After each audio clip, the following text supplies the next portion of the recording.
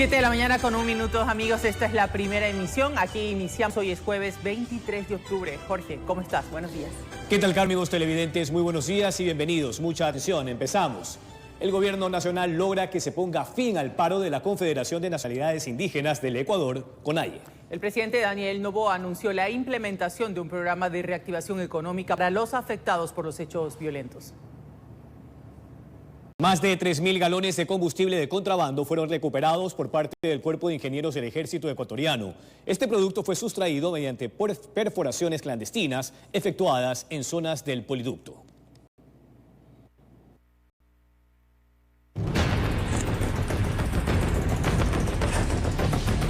Las operaciones del grupo de uniformados se desarrollaron en 2 provincias. La primera fue en Santa Elena. En la zona conocida como Monteverde se detectó la presencia de perforaciones clandestinas en el poliducto. Y en el sitio se encontró un camión con 16 cisternas plásticas, presuntamente las cuales estaban listas para la extracción de combustible ilícito. En la zona de Valdivia, también en la provincia de Santa Elena, se generó una nueva alerta, esta vez debido a una baja presión. Por ello, se dio paso al operativo detectando a 2 vehículos en cuyo interior pretendían transportar el combustible. Los cuales transportaban 16 cisternas plásticas con un total de 1.600 galones de diésel sin documentación legal. El tercer golpe se produjo en la provincia del Guayas, en esta ocasión en la vía Durán-Boliche. En el sitio se detectó el paso de un camión en cuyo cajón de madera se ocultaba la cisterna cargada. El cual fue abandonado con 2.000 galones de combustible tipo diésel en su interior. 2 personas fueron detenidas para investigaciones en estos operativos. El Cuerpo de Ingenieros del Ejército Ecuatoriano lleva a cabo una constante lucha contra el contrabando de combustibles. Solo en el último mes ha logrado detectar 55 perforaciones clandestinas, ha decomisado 9 tanqueros cargados con combustible y ha detenido a 9 personas involucradas en este ilícito. Informó José Morales. Según el ministro de Salud, Jimmy Martín, con la ejecución de 300 procesos de compras de medicamentos hasta diciembre, los hospitales públicos tendrían un 75% de abastecimiento. De forma paralela, además, también se coordinan acciones preventivas con el bloque de seguridad, esto tras el ataque armado en el Hospital Monte Sinaí. En agosto, el Comité Nacional de Salud inició la segunda fase de la compra masiva centralizada de medicamentos para los 134 hospitales públicos. Según el ministro, hay más de 300 procesos de adquisición. Vamos a entregar millones de medicamentos a nivel nacional que van a ir surtiendo el abastecimiento tanto de hospitales y de establecimientos de salud. De acuerdo a la información que trascendió hace 2 meses, algunos hospitales cuentan con el 50 y hasta el 60% de abastecimiento de fármacos. ¿Cuál es la proyección, ministro, de aquí a diciembre? ¿A cuánto llegarían? No sé, 70, 85%. ¿Cuál es la proyección? Nosotros estamos trabajando en adquirir medicamentos vitales, medicamentos esenciales, medicamentos de alta rotación, medicamentos en las enfermedades más prevalentes y dispositivos médicos. Esa ha sido en este momento nuestra prioridad. Lo que nosotros estamos buscando es generar un abastecimiento muy importante que pueda subir el porcentaje de abastecimiento por encima del 75 al 80%. Destacó además las acciones de control de la ARCSA para sacar de las farmacias ubicadas en los exteriores de los hospitales medicamentos que pertenecen al Estado. A día de hoy hemos recuperado o hemos incautado más de 650.000 medicamentos y dispositivos médicos que funcionaban en farmacias clandestinas. Por otro lado, la seguridad en los hospitales es un asunto que está entre las prioridades de la cartera de Estado. Se están coordinando con el bloque de seguridad para evitar que se vuelvan a balear los hospitales como en el caso de Monte Sinaí. Aquí sí me gustaría hacer una precisión al respecto, porque si bien es cierto el Ministerio de Salud Pública trabaja y oferta continuamente sus servicios de salud a toda la población, también debemos de prestar nuestro contingente, en este caso al bloque de seguridad, con quien mantenemos una relación muy cercana. Informó Jorge Escobar. 7 días después del atentado terrorista en el puente de Churute, finalmente se logró la reapertura del paso para el transporte. La prefectura del Guayas instaló el primero de los 2 puentes Bailey, que se instalarán de manera momentánea. El tránsito vehicular volvió a sentirse sobre el río Churute. La mañana de este miércoles 22 de octubre, la prefectura del Guayas entregó el primer puente Bailey que ha permitido habilitar una vez más el paso de los automotores por esta vía. Es una vía de importancia suprema para la carga exportable del país. El pasado 15 de octubre, las bases del puente sobre el río Churute resultaron afectadas luego de una descarga de explosivos, lo que fue catalogado como un atentado terrorista. Pese a que no lograron el colapso de la estructura, ubicada a la altura del kilómetro 44 de la vía Virgen de Fátima Puerto Inca, las autoridades establecieron que no podían permitir el paso de ningún vehículo por precaución. Ese mismo día empezaron las labores para construir un nuevo paso y de manera provisional se operaría con 2 puentes Bailey. El primero ya fue aperturado desde las 9 de la mañana de este miércoles. Recordarles a todos los choferes y transportistas de carga pesada que hay un límite de peso en tonelaje, que no puede exceder de 40 toneladas. Y también recordarles que no pueden pasar en convoy, es decir, uno atrás de otro. Tiene que terminar de pasar uno para que el siguiente vehículo pueda pasar. Para los conductores, aunque les toca esperar el turno a la hora de cruzar, señalaron que es una obra que les alivia en gran manera, ya que la vía alterna por la Troncal y el Triunfo les representaba pérdidas. Gracias a Dios, nuevamente estamos por acá porque por allá era demasiado peligroso, más gasto. Ese tramo por allá, por la Troncal, el Triunfo, ¿qué tiempo más les implicaba? Eran como 63 kilómetros más y eso causa más gasto, más gasto. Seríamos de una hora más. Este primer Bailey fue colocado centímetros más arriba del puente original. Hacia un costado siguen trabajando en la colocación de segunda estructura similar y de ahí darán paso a la destrucción del puente afectado para levantar uno nuevo de concreto. Informó José Morales. Momento de contactarnos con nuestro compañero José Morales. Se encuentra en el centro de Guayaquil cubriendo muy de cerca un nuevo accidente de tránsito, pero ahora con graves consecuencias. José, cuéntanos. Sí, efectivamente, compañeros, rápidamente vamos a observar lo que está ocurriendo en estos instantes. Cuenca y Rumichaca, centro de ciudad de Guayaquil, donde los bomberos, los miembros del Cuerpo de Bomberos de Guayaquil se encuentran desarrollando una tarea exhaustiva. En este caso, tratando de rescatar a una ciudadana, a una persona que se encuentra atrapada en el interior de este vehículo negro que estamos observando al momento. Allí proceden a retirar allá. Es una joven, parece estudiante de secundaria. De lo que podemos apreciar, ellas luego de un accidente que se registró justamente contra un expreso escolar, el choque que se provocó que la ciudadana, la joven afectada, quede atrapada en el interior del vehículo negro. Fue necesaria la presencia de los miembros del Cuerpo de Bomberos junto con sus equipos especiales para proceder a rescatar a la jovencita. Allí la podemos apreciar mejor. Es estudiante de un colegio, sí, a quien la están retirando en estos instantes ya y la están subiendo a la ambulancia, mientras que ya dentro de la ambulancia se encontraba un menor de edad de aproximadamente 9 o 10 años, de lo que se puede observar en estos momentos. Esto producto de un accidente registrado hace pocos instantes en esta dirección en Cuenca y Rumichaca, que involucra también a un expreso escolar que se encuentra por este lado, por esta parte. Ya los detalles en su momento se podrá conocer en torno a qué ocurrió en este espacio que, como se puede apreciar, sí cuenta con la presencia, la existencia de semáforos que están funcionando.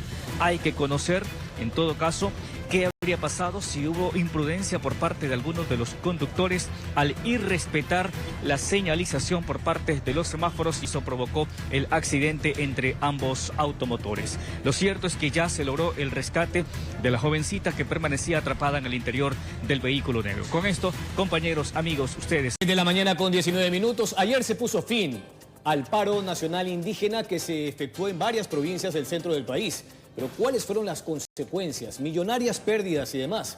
Por eso hemos invitado al señor ministro de Agricultura, Franklin Palacios, para hablar de aquello. ¿Cómo le va, ministro? Bienvenido. Jorge, muchas gracias. Gracias por la oportunidad. Sí, lamentablemente, ¿no? Una situación que fue focalizada en la provincia de Imbabura, donde muchos ciudadanos, productores salieron perjudicados. Y al final, quienes han cometido toda esta situación o crearon esta mala situación, hoy día bien gracias, ¿no?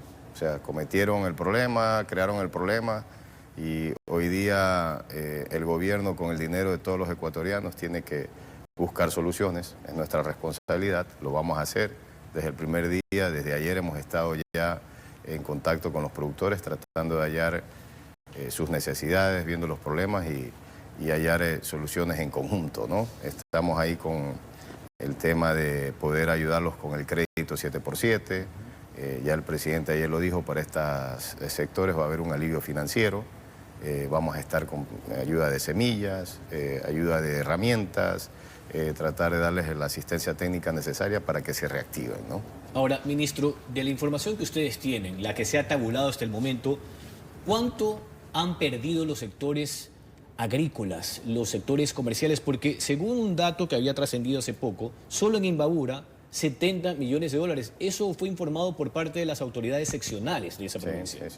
Bueno, estamos todavía evaluando, pero sí, seguro de que es superior a ese valor que está hoy día estimado. Desde ayer hubo la apertura, nosotros estábamos con los técnicos, como le dije, en campo, hallando dónde están los problemas, y de seguro de que el valor que hoy día se menciona va a ser superior, ¿no? Este plan de contingencia para reactivar a todos estos sectores a nivel comercial, a nivel agropecuario, suma al menos 50 millones de dólares. Entiendo que es en una etapa inicial, ministro, porque seguramente las pérdidas son mayores. Por supuesto, ¿no? Por supuesto, ¿no? Igual nosotros vamos a focalizar, vamos a identificar donde haya los mayores problemas, igual, como lo mencioné hace un rato, o sea, nosotros tenemos que estar ahí presentes para poder ayudar a estas personas que han sido perjudicadas, y vamos a hallar las formas de cómo que ellos continúen y mantengan ahí, se sostengan, ¿no?, con sus emprendimientos y con sus negocios, ¿no? Ahora hablemos de este plan de compensaciones tras la eliminación del subsidio al diésel. Se había contemplado la entrega de un bono de $1.000 para 100.000 agricultores. ¿Ya están cubiertos todos o aún falta un porcentaje? Todavía estamos, se han entregado 85.000 bonos. Estamos de esos ya que se acreditaron en las cuentas de los productores o en este caso de los ciudadanos como tal, son 71 millones que ya están acreditados. Estamos en un proceso porque hay ciertas personas que hay que nuevamente crear la cuenta. Banco Ecuador está en el proceso para que se acredite. Se está incluso en la búsqueda, llamándolos, anunciándoles de que se acerquen para poder de alguna manera que se efectúe la operación como tal.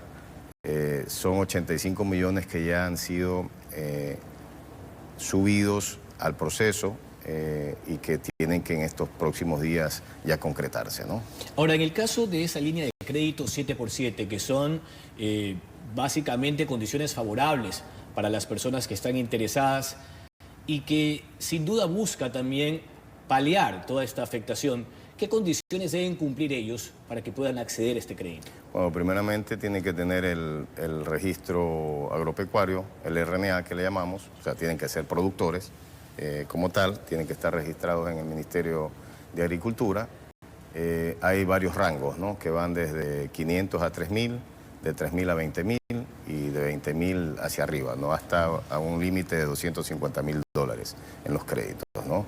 De 500 a 3.000 es sin garante, de 3.000 a 20.000 con garante y de 20.000 hacia arriba con garantías físicas, ¿no? Pero la idea de este crédito 7x7, por eso su nombre, es que sea 7 años plazo con una tasa anual del 7% de interés, sin importar el monto, ¿o hay diferenciaciones allí? No, sin importar el monto, ¿no? Son 7 años plazo, 7% de interés. El límite es hasta 250.000, eso está enfocado a pequeños y medianos productores, ¿no? Hace poco el presidente entregó 600 motores fuera de borda para la pesca artesanal en la provincia de Santa Elena. En total, ¿cuántos equipos ya se han entregado en virtud de este plan de compensaciones? Sí, son 600 motores y estamos analizando para poder incrementar el volumen de motores, porque hay mayor necesidad. Hemos tenido el pedido de parte de los pescadores, se está analizando y lo más seguro es de que se entreguen 500 motores más. Esto ya lo he elevado al Ministerio de Finanzas, estamos analizando y va a haber la posibilidad de poder recibir mayor número de motores. Hicimos la primera entrega de los 600 en Santa Elena, donde se entregaron 193 motores y están destinados lógicamente para todas las provincias costeras, Esmeraldas, Manabí, Guayas y El Oro. Y vamos a seguir continuando en la entrega en territorio de los que faltan de los 600 y los que vendrán más adelante, ¿no? La infraestructura para el sector agrícola ha sido parte de la constante preocupación del gobierno. También ustedes han entregado unidades agrícolas que son camionetas o productivas y también maquinaria agrícola a partir de este plan de compensación tras la eliminación del subsidio al diésel. ¿Cuántas unidades productivas se han entregado y de manera paralela cuántas maquinarias hasta la fecha? Bueno, hasta la fecha hemos entregado 565 unidades móviles, si la memoria no me falla, va por ese volumen. Son 1000 en el programa total, 1000 vehículos que se van a entregar. En tema de tractores, en este programa que iniciamos del incentivo después de la eliminación del subsidio, hemos entregado ya 173 tractores de los 1200. Adicional a los 41 que entregamos en otro proyecto, o sea, si queremos sumar todos los tractores entregados a la fecha, estamos hablando de 214 tractores que se han entregado al sector agropecuario, ¿no? La intención, Jorge, justamente, ¿no?, quitar ese combustible que iba a manos de los grupos delictivos para el contrabando, para la creación de droga, y poderlo, esos fondos, crear la reactivación económica que necesitamos. Es la forma como. O sea, yo en otras entrevistas que he tenido he comparado cómo países vecinos nuestros como Perú y Colombia pueden vivir sin subsidio. ¿Dónde está la clave? Nosotros tenemos que ser productivos. Perú, en un producto que se produce en la misma región andina como papa, tiene una producción que es el doble de lo que nosotros producimos acá en el país. Entonces, hacia allá tenemos que ir. Esta eliminación del subsidio tiene que ir de la mano, ¿no?, con un proceso donde tenemos que llegar a la productividad. Y esa es la forma como nosotros vamos a poder sobrellevar esta eliminación del subsidio, que no ha sido ningún incremento del combustible, sino eliminar un subsidio que no estaba yendo realmente a las manos de quienes lo necesitaban, ¿no? Entonces, y hoy más que nunca, entregándole en las manos un combustible a quienes nos causan zozobra y nos quitan la paz, ¿no?, que son todos estos grupos delictivos. Entonces, es una decisión acertada y donde todos los ecuatorianos tenemos que hacer ese esfuerzo, unirnos, arrimar el hombro para poder sacar el país adelante, ¿no? Agradecemos la comparecencia del señor ministro de Agricultura, Franklin Palacios. Ha hablado sobre el plan de contingencia que ha anunciado el presidente Daniel Noboa con un monto inicial de $50 millones para los perjudicados por estos 31 días de paralización protagonizados por la CONAIE. Son las 7 de la mañana con 28 minutos. Vamos a una pausa comercial.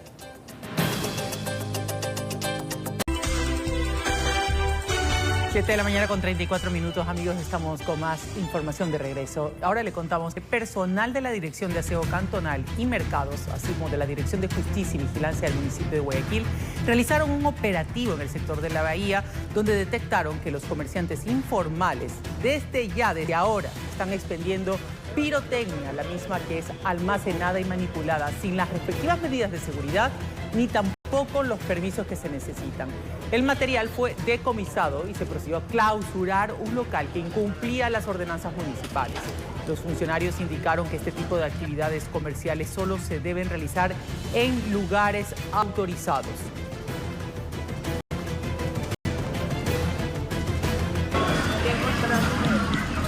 El Consejo de Seguridad del Guayas sesionó en la Gobernación. La cita estuvo encabezada por Humberto Plaza y contó con la presencia del comandante de policía de la zona, entre otras autoridades. La prefecta de Guayas pidió acciones puntuales y liquidez para varios frentes. Una semana después de los atentados terroristas que se registraron en el norte de Guayaquil y en el puente Churute, se reunió el Consejo de Seguridad de la provincia en la gobernación. El representante del gobierno en Guayas no profundizó detalles de lo dialogado con alcaldes y autoridades, pero sí comunicó una medida que de ahora en adelante se aplicará en las investigaciones policiales. Aquello que se detecte en cualquier cámara, ya sea de Segura EP o de Q911, para no entorpecer las labores de investigación, no deben de ser divulgadas. La prefecta de Guayas, Marcela Aguiñaga, aprovechó para explicar la situación financiera. Asegura que han recibido más de 50 millones de dólares en bonos cuando necesitan liquidez. Primero, no vamos a anticipar el 13º porque no tenemos con qué. En segundo lugar, no tenemos cómo pagarles ahorita a nuestros proveedores que están impagos, en el caso de la Prefectura del Guayas. Y tenemos estas emergencias que, como ustedes ven, que a pesar de no tener recursos, estamos enfrentando. También pidió más inteligencia policial e iluminación en puntos críticos de las carreteras. Que están denominados y todo el mundo sabe en la provincia cuáles son, como por ejemplo el kilómetro 26, que sigue siendo un lugar donde secuestran. Mientras que el comandante de policía de la zona 8 indicó que trabajan en un plan de priorización de seguridad ciudadana, sin explicar aún las nuevas o futuras estrategias. En este sentido, lo que quiero es llamar a la calma a la ciudadanía. He dispuesto ya que el personal policial que trabaja en el ECU 911 haga un informe pormenorizado de la procedencia de esas llamadas, justamente para determinar si es que se trata de alertas por parte de ciudadanos o si es que existe algún patrón como para alarmar a la ciudadanía. Informó Adriana Peralta. Vamos hasta el centro de Guayaquil a contactarnos con nuestro compañero José Morales, quien está siguiendo de cerca un accidente de tránsito en el centro de la ciudad. José, buenos días. Vimos hace pocos momentos unas imágenes terribles en las que veíamos cómo los bomberos estaban sacando a una estudiante, una menor de edad, que quedó atrapada en un vehículo. Cuéntanos más detalles de este accidente. Sí, gracias compañeros, amigos televidentes. Nosotros al momento permanecemos en las calles Cuenca y Rumichaca, centro de Guayaquil, donde hace pocos instantes se produjo un accidente, un choque entre dos automotores. Por un lado, el vehículo negro que ustedes observan en este punto, en este espacio, y un expreso escolar, un vehículo que transportaba o de transporte escolar, como lo podemos observar hacia este lado. Con 45 minutos, mucho se ha hablado sobre la deuda tributaria de la Corporación Novoa, que llegó a sumar 98 millones de dólares. Hoy técnicamente ha sido cancelada en su totalidad. Para conocer detalles de lo que ha sucedido en torno a ese pago, a esa cancelación, hemos invitado al doctor Fernando Yávar, asesor legal del Grupo Novoa. ¿Cómo le va? Bienvenido. Bien, muchísimas gracias por la invitación, Jorge. Hay quienes piensan que el gobierno se aprovechó del ejercicio del poder para poder beneficiar a la Corporación Novoa, pero ¿eso en la práctica ha sido así? Lo dice la oposición, se lo pregunta usted como asesor legal de la Corporación Novoa. De hecho, han hecho muchas denuncias. En su momento en la campaña electoral Luisa González hablaba de esa deuda tributaria, pero ¿cómo ha ido cancelando la corporación y qué es lo que ha ido sucediendo en todo este tiempo? Bien, lo primero que hay que señalar es que esto ha sido una muletilla política para atacar al Grupo Novoa, para atacar a la familia Novoa, calumniarla y difamarla. Esto es particularmente una deuda tributaria, porque también se ha hablado en varias ocasiones de defraudaciones, de evasores fiscales, etc. No hay nada más alejado que la verdad. Esto es, recordemos que es un grupo económico importante, grande, y se trata de una discusión sobre las actuaciones desde el 2006 hasta el 2025. Es ese periodo, es decir, 19 años. En 19 años un grupo económico tiene normalmente miles de operaciones tributarias respecto a las cuales tiene que interactuar con el Servicio de Rentas Internas. En este caso, la discusión oscilaba alrededor de 27 operaciones en que se discutía por ambas partes la legitimidad del cobro.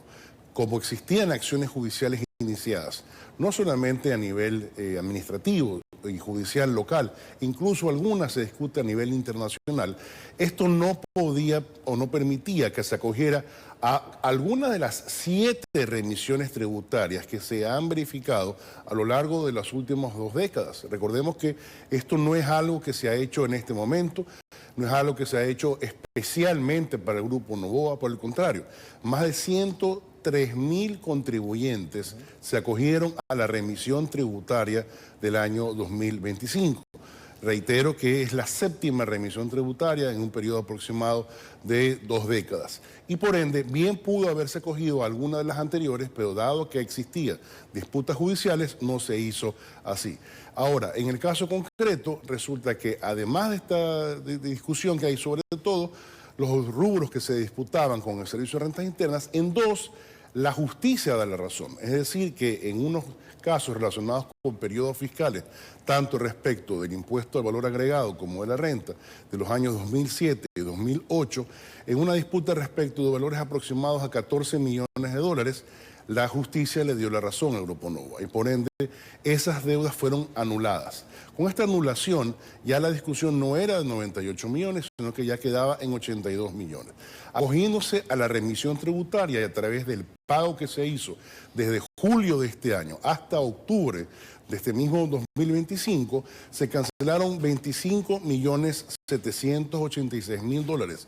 Esto es el 100% del capital. Recordemos que el concepto de la remisión tributaria permite condonar intereses, multas y costas, que es el restante de los 56 millones que obviamente no se cancelan por operar la remisión tributaria. Hablemos un poco, doctor, de esas acciones judiciales en materia de lo contencioso tributario.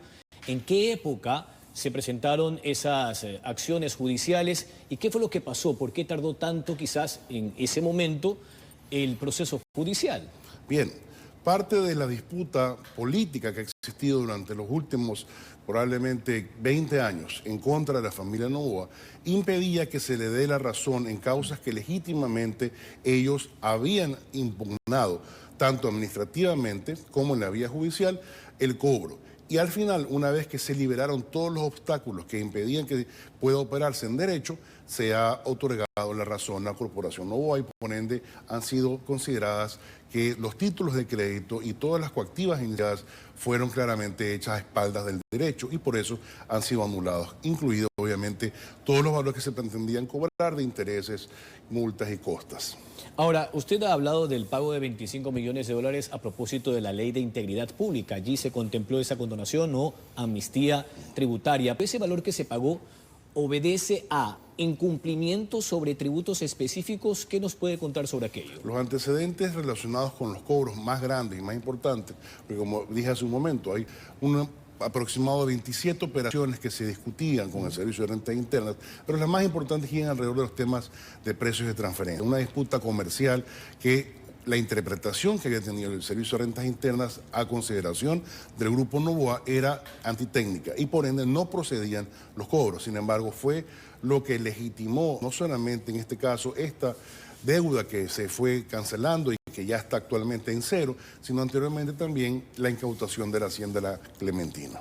¿Creen ustedes entonces que se ha capitalizado de manera política este tema? Totalmente, totalmente. Ha sido, reitero, una muletilla política.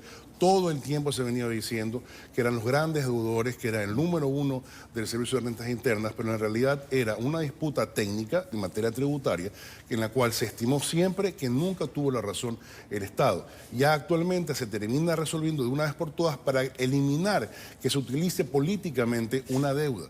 Pero reiteremos una vez más, en ningún momento, ni en la peor situación de adversarios políticos que hayan tenido el Grupo Novoa, fue denunciado por defraudación tributaria. Jamás han sido estimados como evasores fiscales, mucho menos procesados por la Fiscalía por ese delito. También ha sido político este episodio de un auto de alta gama de la corporación, que de acuerdo a lo que denunció en su momento el alcalde de la ciudad de Guayaquil, Aquiles Álvarez, en junio apareció en el predio donde se hizo un operativo que buscaba la detención de Iván B., acusado por un delito de extorsión que luego fue liberado. ¿Qué fue lo que pasó? Porque usted ha dicho que en ese vehículo se transportaba Amanda Tumbaco, empleada de limpieza de la corporación. Bien, dos temas importantes para empezar este punto. El primero es que el Grupo Novoa rechaza todo acto de terrorismo que se haya cometido en contra de cualquier tipo de ciudadano ecuatoriano, particularmente guayaquileño. Y nosotros no estamos de acuerdo con las actuaciones de la Fiscalía en que se haya abstenido de acusar al procesado Iván Ballesteros, hoy ya absuelto y ratificada su inocencia. Dejando eso como primer punto. El segundo es que hay que romper el mito del carro de alta gama. Ese Porsche Cayenne era del 2011.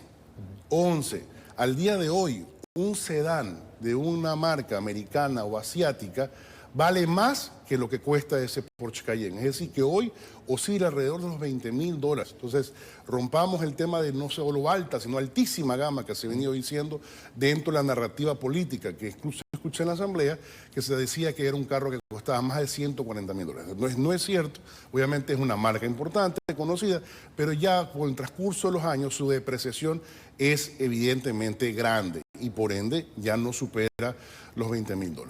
Eso como primer punto. El segundo es concretamente, se hace una corrección, es Erika Tumbaco, porque Amanda es la hija que fue hospitalizada, solamente para aclarar y corregir ese punto concreto.